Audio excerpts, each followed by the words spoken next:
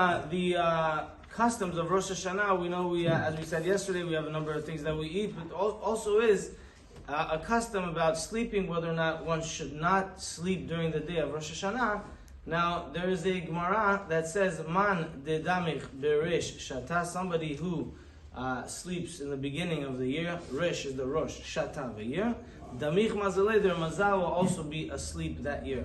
And that's where this whole thing comes in, and the question is, how sensitive is it?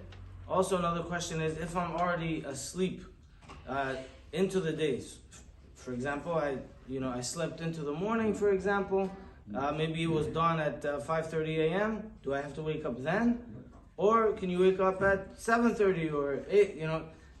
Another question is, what if somebody is very weak or tired, and what about children and everybody else? Does that also apply? So first of all, we have to understand that there are many, many different opinions and approaches on this. It's noted that the Arizal was particular to actually sleep on Rosh Hashanah, specifically after midday.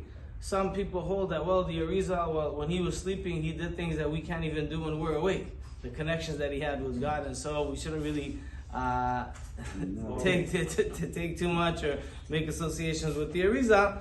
But bottom line is, the Matei Yehuda, Rabbi Yehuda Ayash, it says that why don't we sleep on Rosh Hashanah? Ki mar'eh atzmo shelo choshesh shedanin oto. That a person shows that they are not sensitive or they're not concerned that it's the day of evaluation. It's the day of judgment. If you have such an important day, would you be sleeping? Would you be falling asleep? And therefore, that's really the motivation onto why not to sleep on that day. Another reason why we don't sleep on the day, that really to show that we are mehadrin b'mitzvot, we want to be awake and do as much mitzvot as possible. There's also a pasuk that says, "La'astot mishpat avdo u'mishpat amo Yisrael devar yom beyomo." That Hashem does the mishpat of amo Yisrael, of His nation Israel, devar yom beyomo. What is a yom? A day. So when does Hashem judge Am Yisrael? In the day. Why? Because Am Yisrael are known to do a lot of mitzvot.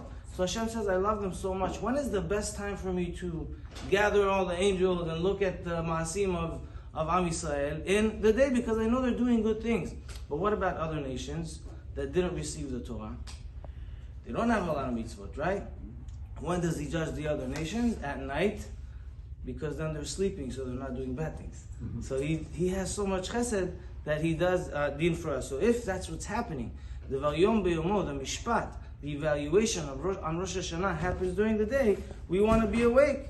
As it says, V'uishpat b'tzedek yadin leumim b'mesharim. Even of the other nations, HaKadosh Baruch Hu has so much compassion on them. I'd like to also add that the Matei Yehuda brings that he says, "Yitgaber ka'ari v'yom mishanato kodam alot hashachar." Rabbi Yehuda says that a person should really try everything they can to wake up even before alot hashachar, before dawn, just to, if they can. Some of us, anyways, wake up 5 in the morning, I assume here, and so it's not that difficult. So maybe on that day to plan it. And just to close off on the highlight of the sensitivity of Rosh Hashanah.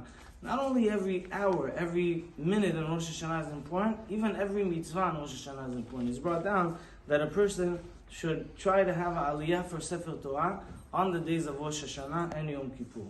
Not only that they should get an aliyah, they should pay for the aliyah, and if they got it for free, they should give a donation to the aliyah.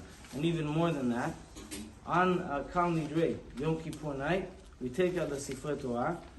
It's noted that if you hold the Sefer Torah on the night of Kal Nidrei, it atones for the greatest sins that there could ever be, especially Zera Vatara, and therefore, according to Avad Yosef, based on the Arizal, a person should do whatever they can to get that mitzvah of buying the Sefer Torah to hold it, and then they to atone for that thing, because it has to. This is no doubt the idea of a gabbai. Right, so you have to watch out for that. Do whatever you need to do to get that Sefer Torah. Yeah, you do what you need to do to get that Torah. This was a gabbai who said this? Not the gabbai, Rabbi David Benchlouch, but I will have the gabbai know about maybe this. Yeah. But this is it's right there in big Kiddush Levana letters. Yeah. But really, that they said dafka, that means about holding the Sefer Torah. So things we do all year, and they have so much meaning. Rosh Hashanah, Yom Kippur, to show how we are chavivim b'mitzvot, how we cherish, we appreciate the mitzvot, and that is the key B'ezrat Hashem to a beautiful new year. Buenos dias. And Buenos dias, Yes, amigo. so Harry,